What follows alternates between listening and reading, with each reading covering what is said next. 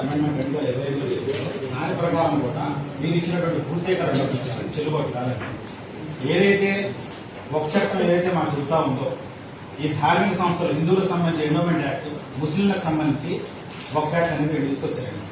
ఏదైతే హిందువులకు సంబంధించి ఎండోమెంట్ యాక్ట్ బాగా నడుపుతున్నటువంటి రెవెన్యూ శాఖ వారు కేవలం ముస్లింలకు సంబంధించినటువంటి ఒక చట్టానికి మాత్రం తుంగలో దొరికి మీరు ఇష్టం వచ్చినట్టు మీరు ల్యాండ్ ఎక్విజిషన్ కింద మీరు నోటీస్ ఇచ్చేసారు మేడం.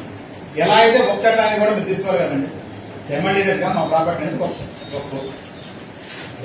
అందువని ఇస్లామీ అనేది ఒక నోటిఫైడ్ ప్రాపర్టీ అంటే ఒక చట్ట ప్రకారం ఏదైతే పార్లమెంట్ లో ఆమోదం పొంది రాష్ట్రపతి గారి ద్వారా ఆమోదం పొందినటువంటి ఒక చట్టానికి కూడా మీరు విలువ ఇవ్వకుండా ఎలా ఈ యొక్క ప్రాథమిక నోటిఫికేషన్ ఉంది.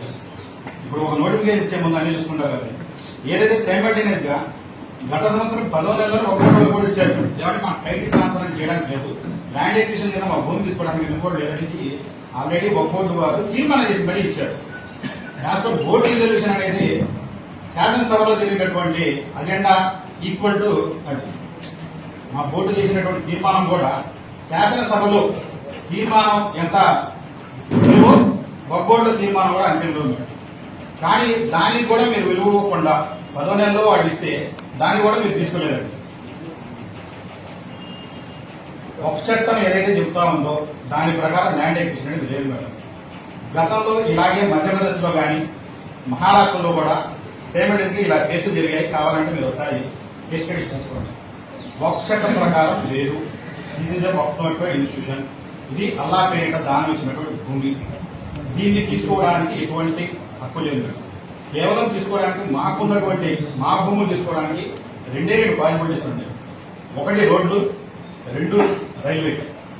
మీరు రోడ్ చేసేటప్పుడు మా భూమి ఎక్కడన్నా ఇది వస్తే దానికి ఏదో కొంత భూమి పోయింది కానీ మొత్తం ఒకటే భూమి పోదండి. సేమ్ అలానే మీరు ఒకసారి ఆలోచన చేయండి. ఈ భూమి అనేది తీసుకోవడానికి లేదు. ఎలా అయితే మీరు రెవెన్యూ రికవరీ యాక్ట్ మీరు ఎలా అయితే ఫాలో అవుతా ఉన్నారు, స్టేట్ యాక్ట్, ఇది సెంట్రల్ యాక్ట్, పార్లమెంట్ లో ఆమోదం పొందింది. రేపు రోజు కోర్టుకి వెళ్ళినా ఇరిగిపోయేది. మీరు కోర్టుకి వెళ్ళి గవర్నమెంట్ పరువు పోగొట్టుకోవడం కన్నా ఒకసారి మీరు చూడండి. ఎందుకంటే ప్రీవియస్ కోర్టు కేసెస్ ఉన్నాయి కాబట్టి ఈ విధంగా తీసుకోవాలని ప్రయత్నించినప్పుడు ఇచ్చినటువంటి ఆర్డర్ కూడా ఉన్నాయి కాబట్టి ఒకసారి వాటిని కూడా పరిశీలన తీసుకొని ఏదైతే ఇప్పుడు ఇచ్చినటువంటి ప్రాథమిక నోటిఫికేషన్ దాన్ని రద్దు చేయమని ఒకసారి మీరు సమాచారం ఇచ్చిన తర్వాత వాటి బోర్డులో రిజల్యూషన్ పరిస్థితి మీకు రిజల్యూషన్ కింద పంపించారు. దీనికి మాకు కుదరదు, మేము ఇవ్వలేము అని. బట్ అది కూడా మీరు పరిగణలో తీసుకోలేదండి.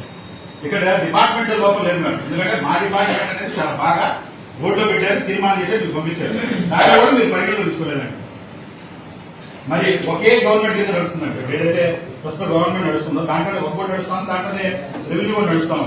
మరి రెవెన్యూ డిపార్ట్మెంట్ ఒక బోర్డు డిపార్ట్మెంట్ కి మరి ఎందుకని వాళ్ళు తీసుకోలేదు, లేదా ఒక బోర్డు అంటే విలువ లేదా, లేదా ముస్లిం అంటే విలువ లేదా అనేది మీరు ఒకసారి పరిగణిస్తారు.